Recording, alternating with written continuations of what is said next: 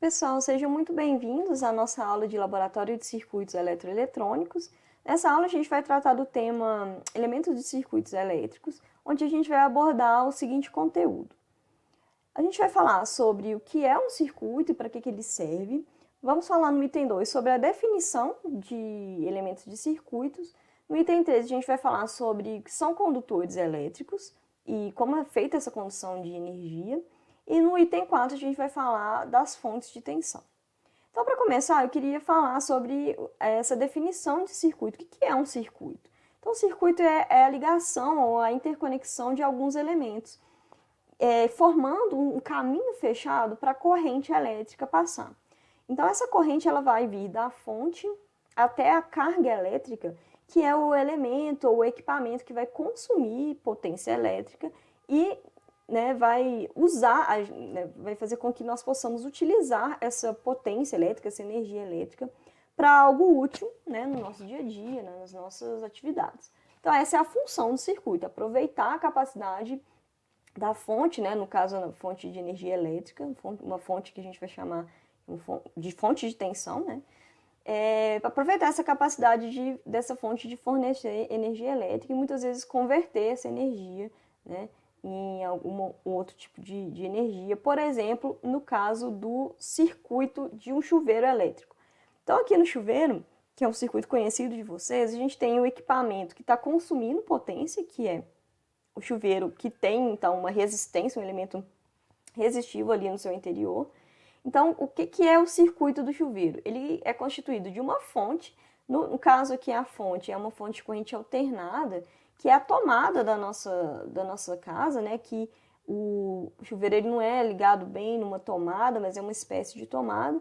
E esses fios que alimentam o chuveiro, a gente sabe que vem da rede elétrica, da rede de distribuição local ali da nossa cidade. Então, a gente vai tratar melhor esse tipo de fonte, os diferentes tipos de fonte de energia elétrica, mas aqui a gente sabe que chega ou uma diferença de potencial de 127 volts ou 220 volts, e aí todos os equipamentos da casa eles são ligados nessas tomadas ou nessas conexões da nossa casa com a rede elétrica. Então aqui a gente tem uma fonte de energia elétrica, temos os fios, que a gente tem dois fios vermelhos, porque a gente está ligando entre duas fases, então aqui teríamos 220 volts.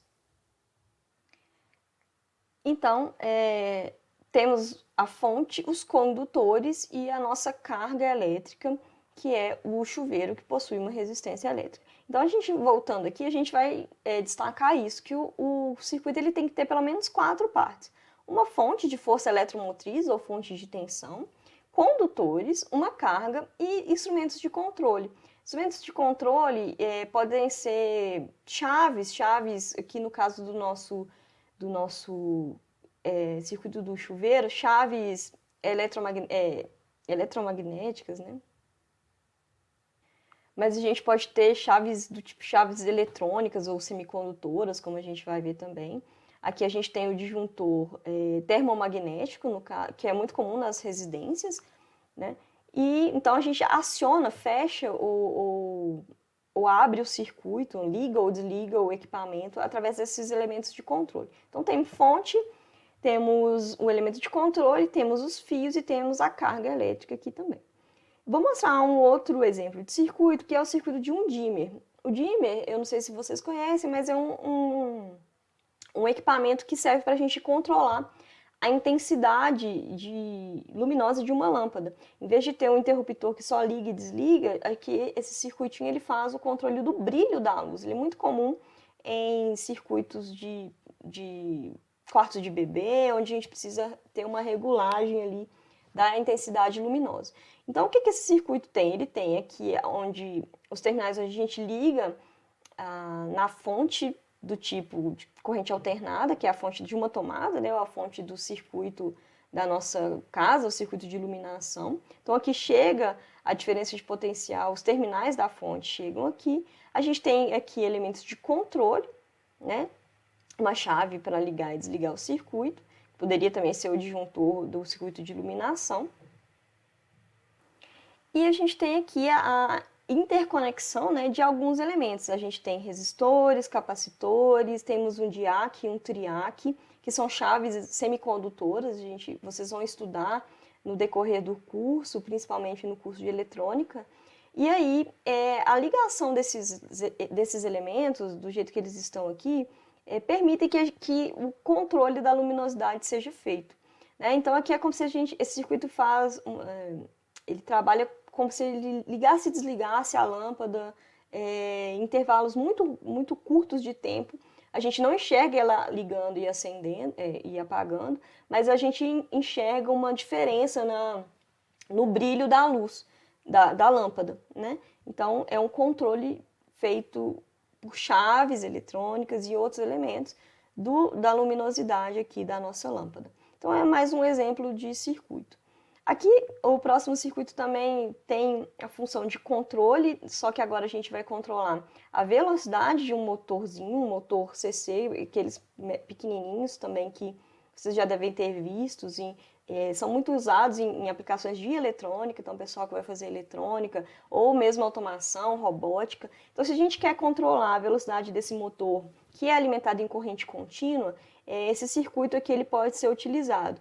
Então, vocês vão aprender sobre todos esses elementos, mas é um exemplo para vocês entenderem para que serve o circuito, né? Porque vocês estão fazendo um curso de eletrônica, estão fazendo um curso de automação, mas né, ainda não conhecem nenhum exemplo de circuito. Então, nesse circuito a gente tem um motorzinho, ele é alimentado por uma tensão contínua, a gente vai ver o que é isso. A gente tem um diodo aqui, que é uma chave também eletrônica, que está servindo para proteção desse motor. E aí a gente tem uma entrada, a gente tem uma outra chave que é o MOSFET, um transistor.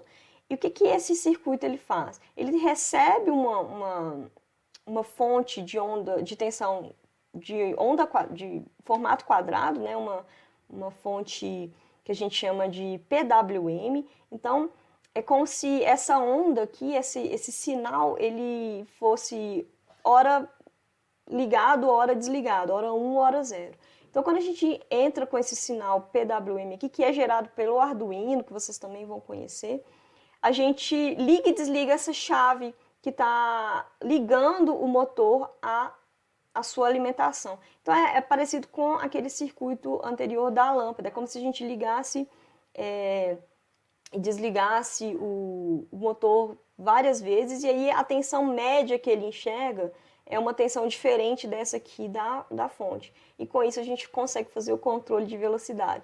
Vocês não conhecem nenhum elemento, não conhecem o motor, mas vocês vão saber um pouco mais sobre motores, ou em acionamentos elétricos para quem faz automação, ou em eletrotécnica para quem faz eletrônica.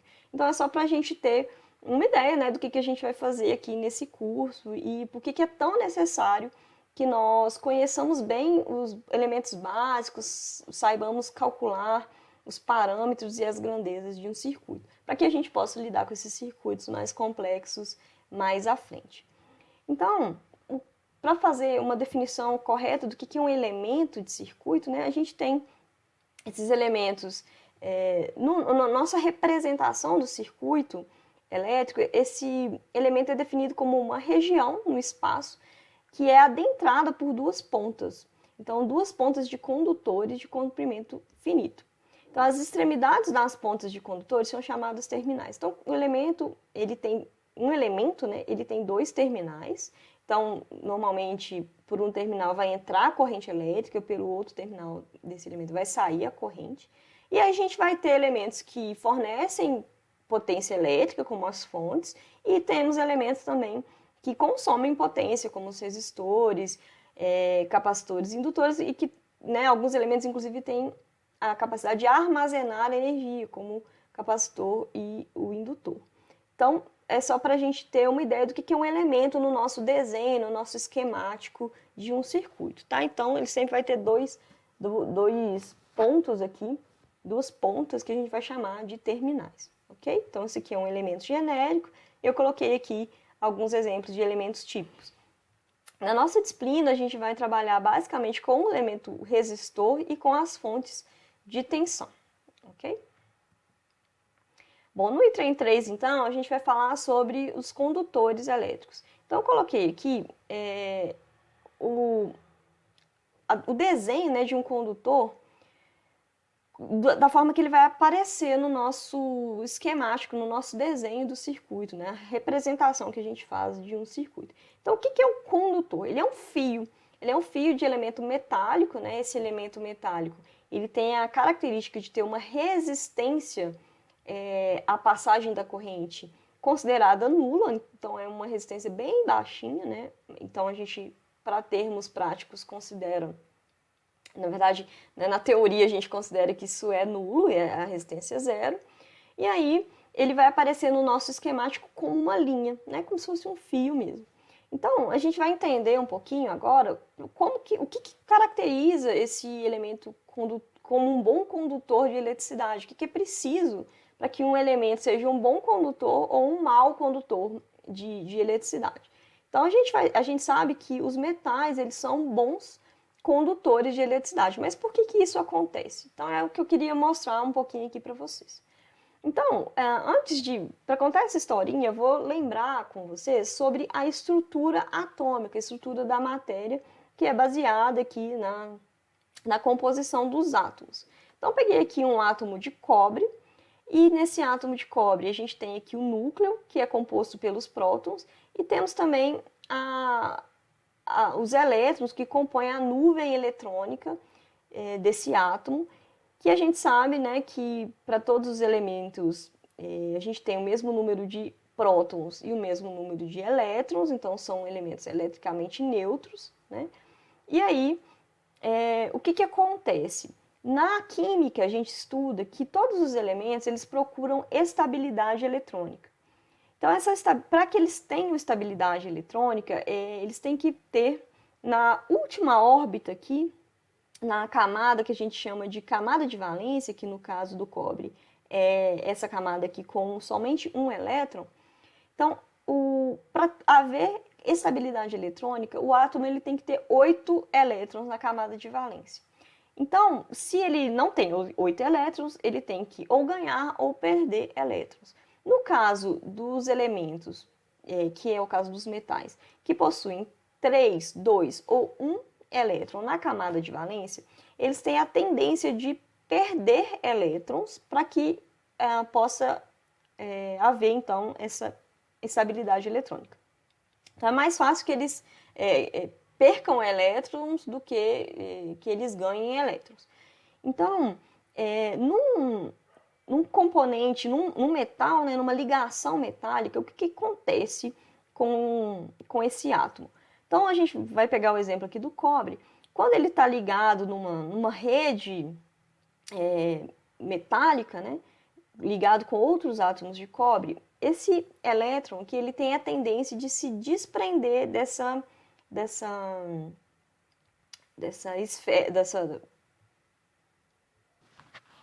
órbita, né? Ele tem a tendência de sair, de se desprender do núcleo do átomo, e aí ele se torna, né, o que a gente chama de elétron livre.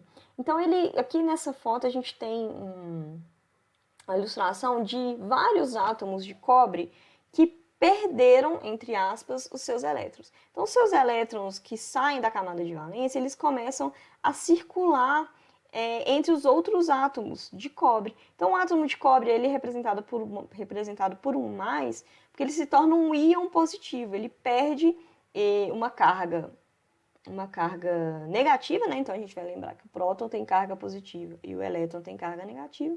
Então, se ele era eletricamente neutro e perdeu um elétron, ele perdeu carga positiva, negativa, ele ficou positivo. E os elétrons, eles vão se deslocando aqui e ficam livres para se movimentar, indo de um átomo de cobre para o outro, ok? E aí, o que a gente entende? A gente entende isso aqui, isso é muitas vezes chamado de mar de elétrons. Então, esses elétrons, eles são chamados de livres porque eles não estão presos aos núcleos dos átomos de cobre, por exemplo, dos metais. Então, eles têm a capacidade de se movimentar livremente ali pela estrutura do metal, pelas ligações metálicas. Então, Se a gente pegasse um fio de cobre e olhasse ali, pudesse observar microscopicamente essa disposição, esse mar de elétrons, a gente veria isso aqui, olha. Elétrons caminhando e se movimentando desordenadamente no interior desse cobre, desse fio, né, desse pedaço de cobre. O que a gente faz, o que o circuito faz com esse metal, que é um condutor? Ele aproveita essa característica desses elétrons livres e ordena esse movimento dos elétrons, criando então um fluxo ordenado de elétrons que a gente vai chamar de corrente elétrica. Então, esse deslocamento de elétrons e a formação da corrente que, quando ela atravessa um elemento, como o resistor do chuveiro, por exemplo, quando ela atravessa esse elemento, a gente vai ver isso mais para frente, pode inclusive haver a conversão de energia elétrica em energia térmica, né? Então, existe um efeito muito conhecido que é o efeito Joule, e aí a passagem dessa corrente ela vai ter um efeito, né, que a gente vai aproveitar, como a gente já disse, para alguma atividade, para alguma função. A gente vai fazer essa corrente exercer, passando um elemento, ela vai exercer alguma função interessante para a gente, ok? Então, o circuito ele tem que fazer isso, é um objetivo dele, né? Ele tem que direcionar esses elétrons livres, formando uma corrente, e criar um caminho para essa corrente. Então, a gente já viu que esse é o objetivo do nosso circuito elétrico, ok? Bom, então continuando aqui, não sei se vocês já viram, infelizmente a gente não está no laboratório, a gente não consegue pegar os elementos, né? Então vou colocar aqui algumas fotos para vocês conhecerem tipos de condutores. Então, os materiais mais usados como condutores para a formação de condutores, né, de fios, de cabos elétricos, são o cobre e o alumínio. Tá? Depois a gente vai ver melhor as características desses dois materiais, mas basicamente nas instalações elétricas, industriais, residenciais e também nos usos para circuitos eletrônicos mesmo, né? A gente tem esses dois tipos de fios ou de cabos. Aqui eu coloquei dois exemplos de condutores muito encontrados em instalações elétricas, então são instalações onde a gente tem a potência mais alta, a corrente mais alta, né? Então a gente normalmente está ali, uma casa, né, alimentada em 127 ou 220 volts, então as correntes que circulam nesses fios, nos equipamentos, elas são correntes mais elevadas, da ordem de 10 amperes. E aí a gente precisa de cabos, de fios mais grossos, como eu coloquei aqui. Então aqui a gente tem o exemplo de um condutor isolado, ele pode ser um fio rígido mesmo, que então a gente não consegue, ele não é muito maleável, né? Ele é difícil até de fazer a ligação nos eletrodutos e tal. E temos os fios, os cabos flexíveis, que são constituídos por vários cabinhos ali unidos, né? E aí a gente tem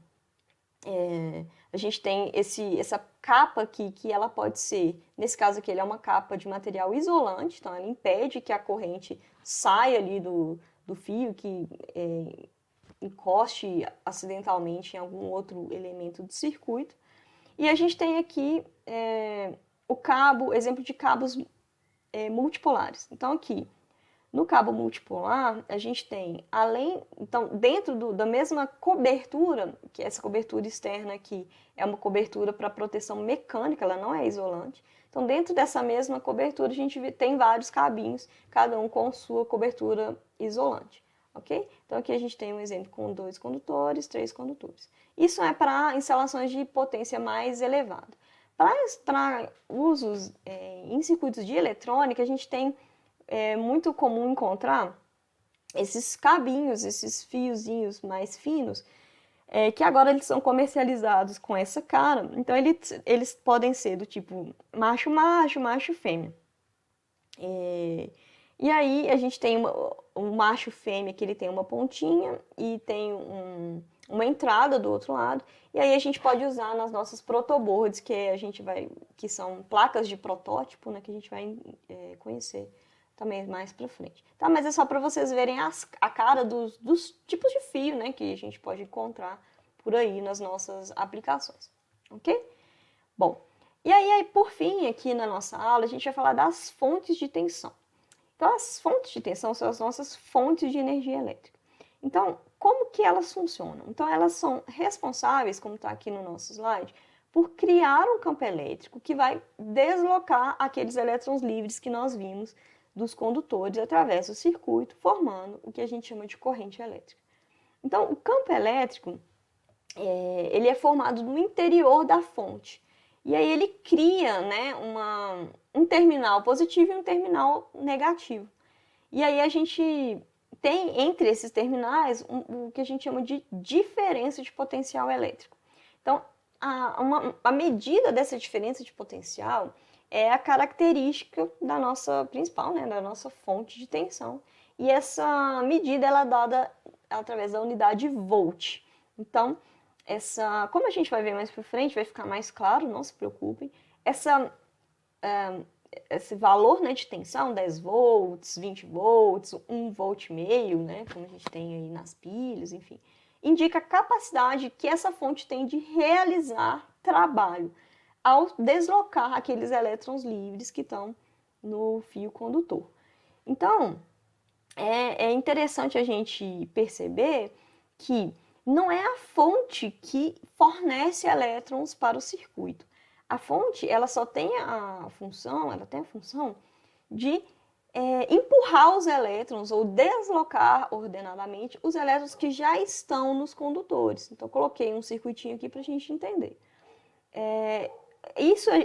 A gente vai entender bem isso se a gente pensar o que acontece quando se a gente trocasse um fio, né, um condutor metálico por um fio, sei lá, um pedaço de lã e fechasse o circuito com dois fios de lã, assim, né, como está representado aqui. Ligasse a pilha a uma lâmpada com 2 pedaços de lã. O circuito ia funcionar? Não ia funcionar, porque a lã não é um bom condutor elétrico, né? Ela é um material, na verdade, isolante. Por quê? Porque na sua composição a gente não tem aquela característica da existência dos elétrons livres. Então, o que a fonte faz? Ela só desloca esses elétrons, tá? Então, basicamente é isso. Para simplificar, é isso que acontece. A função da fonte é essa. E aí a gente tem tipos de fontes, né? E a gente vai começar a estudar pelas fontes de corrente contínua, que são as mais conhecidas de vocês, provavelmente. Então aqui coloquei alguns exemplos, a gente tem as pilhas, né, baterias, e coloquei aqui uma bateria também de carro, que é um exemplo. Então tem diversos tamanhos, valores de tensão, enfim. Então, como que essa fonte de corrente contínua ela funciona? Então a gente vai começar por elas para a gente entender o básico, ok? Então, o que é esse campo elétrico? O que vai acontecer, que vai ser, né, causado ali pela fonte, que a fonte vai aplicar no nosso circuito. Então, o que é um campo? Um campo de força, na verdade. Um campo de força, se a gente pensar, por exemplo, no campo bem conhecido, que é o campo de força, o campo gravitacional, né, de um planeta, de uma massa, um planeta, por exemplo, o que a gente entende? Né? Que a Terra, por exemplo, ela cria em torno de si um campo de força gravitacional. O que é isso? Ela modifica a região aqui no seu entorno, né? Ao seu redor. E outra massa, outro elemento, né, nesse caso, da mesma natureza do planeta, né? Outra massa, que tiver aqui nas proximidades da Terra, ela vai interagir com esse campo. Então, coloquei aqui uma figurinha para a gente lembrar disso, né? Que vocês já provavelmente estudaram isso na física. E tem mais, acho que tem mais, essa ideia mais bem construída até agora, né? Do que a ideia de campo elétrico. Então, o que acontece aqui com planetas, acontece também com cargas elétricas. Então, aqui a gente está falando de massas, né? Então, coisas da mesma natureza. Então, aqui está vendo que a nossa Terra está atraindo né, a Lua, uma massa qualquer, né? Um outro planeta, enfim.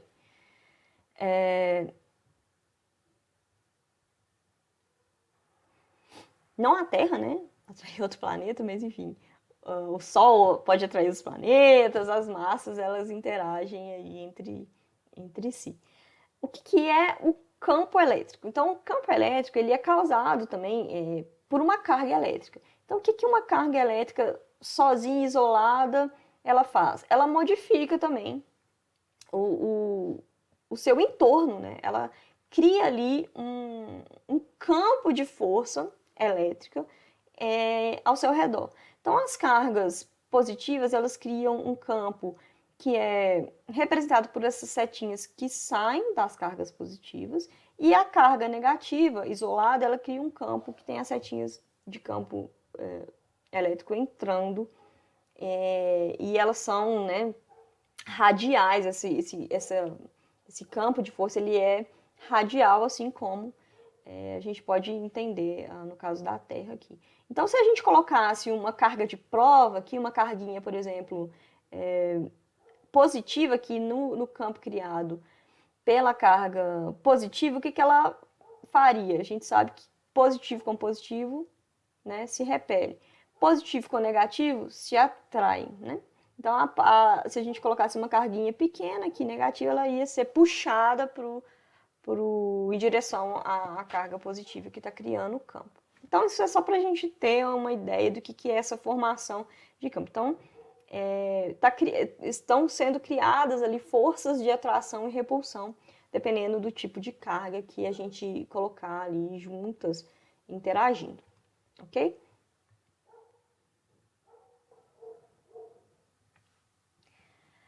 Então, o que acontece? O que a gente tem dentro de uma fonte de corrente contínua? Eu vou pegar aqui como exemplo a pilha mesmo, que acho que é mais fácil da gente entender. O que acontece no interior da pilha? A pilha, ela consegue criar um campo elétrico através de um processo eletroquímico, um processo que acontece ali no interior da pilha. Esse processo eletroquímico, ele dá origem, dentro ali da pilha, a uma divisão de cargas. Então, de um lado, vamos entender assim para simplificar, tá? Eu acho que a princípio a gente pode fazer essa simplificação. De um lado, a gente tem cargas positivas acumuladas e de outro lado a gente tem, então aqui, né, no terminal positivo a gente teria cargas positivas e aqui cargas negativas.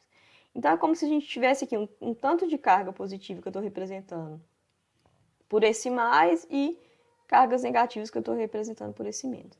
Então a separação dessas cargas no interior da pilha, essa separação ela cria então como se fosse um dipolo, né, uma estrutura parecida com esse desenho, onde eu vou ter um campo elétrico que está sendo representado por essas linhas de campo, que vão da carga positiva para a carga negativa.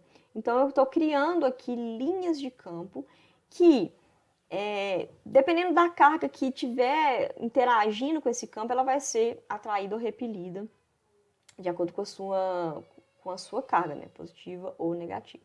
Então, eu estou aplicando esse campo onde? Eu estou estou submetendo o meu fio condutor a esse campo. Então, eu estou ligando aqui, olha, tá vendo? Na pilha, eu estou ligando o condutor e estou fazendo a conexão aqui com a carga, fazendo com que o fio enxergue esse campo de força criado pela pilha. Então, o que esses elétrons vão enxergar? Eles vão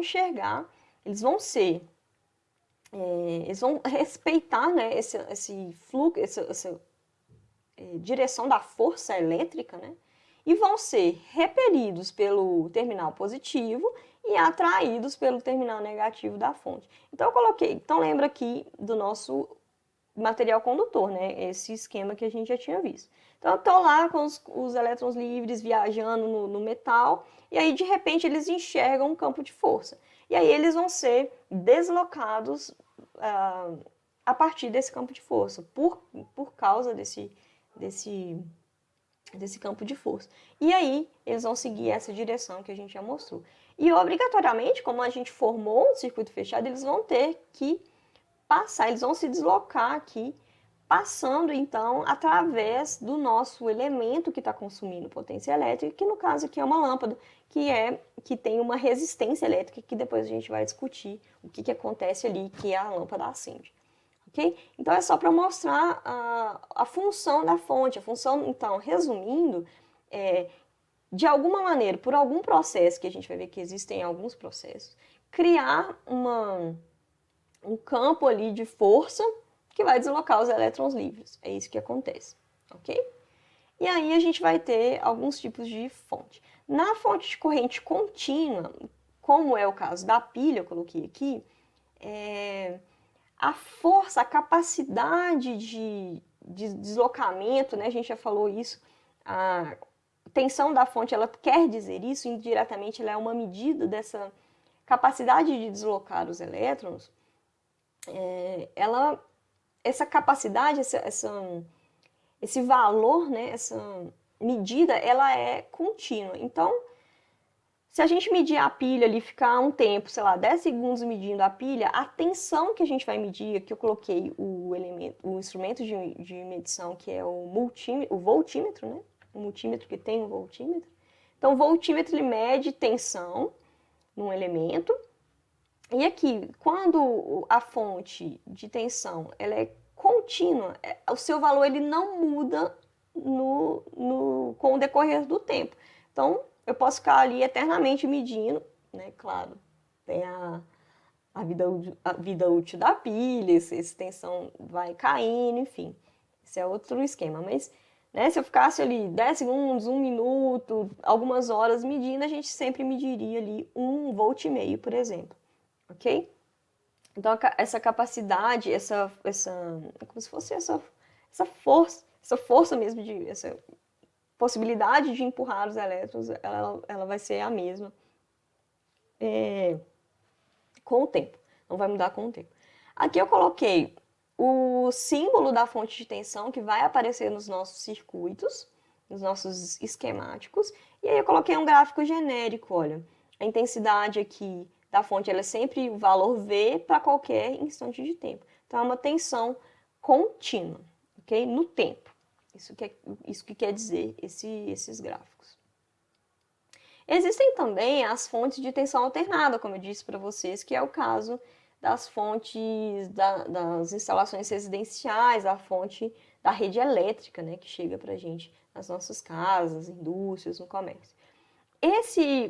O princípio dessas fontes é um pouco diferente, né? Ele vai criar esse campo elétrico, eletromagnético, vai fazer esse aparecimento, ele vai fazer surgir essa diferença de potencial,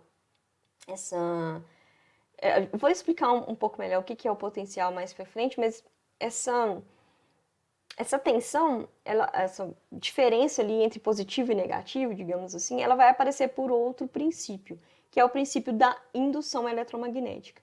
Então, o princípio a lei que dita esse princípio é a lei de Faraday, e aqui eu coloquei o desenho de uma hidrelétrica, né, uma usina hidrelétrica, que a gente sabe que lá dentro da usina, a gente tem uma máquina elétrica, que é o gerador, que é um chamado gerador síncrono, que ele vai fazer a conversão de energia potencial gravitacional da água, da barragem, né, reservatório de água. Essa água ela vai se deslocar, ela vai cair através de um mecanismo aqui, de um duto, né, que vai fazer girar essa máquina elétrica, e aí aparece tensão nesses terminais dessa máquina, e essa tensão, essa energia, né, ela é transmitida através das linhas, das redes, distribuição, até chegar nas casas da gente. Aqui eu coloquei um esquema para vocês terem uma ideia assim, bem rápida sobre como que isso funciona, mas não se preocupem com isso, é só para a gente ver que é diferente, tá? Qual que é o princípio aqui? Se a gente tem um ímã e a gente tem um condutor elétrico formando uma espira e a gente gira ou alterna o campo elétrico dentro dessa espira, a gente vai ter o aparecimento de uma diferença de potencial. É como se ali a gente tivesse também o aparecimento de um terminal positivo e negativo. É um pouco mais complicado, mas não se preocupe. E aí, o que acontece aqui é que o valor dessa tensão que aparece, que é induzida nos terminais do nosso gerador, que é o mesmo esquema dessa máquina que está lá na hidrelétrica, essa tensão, né, essa capacidade da fonte, ela muda com o tempo.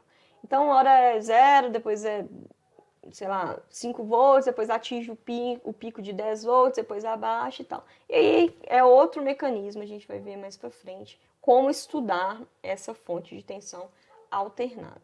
Ok? Mas é só para vocês terem ideia, não se preocupem, a gente vai estudar tudo com calma, depois vocês vão estudar de novo lá em eletrotécnico, em acionamentos eletroeletrônicos, podem ficar calmos. É só para a gente mostrar que é só para a gente conhecer os diferentes tipos de fonte aqui de cara, né, numa primeira aula, ok?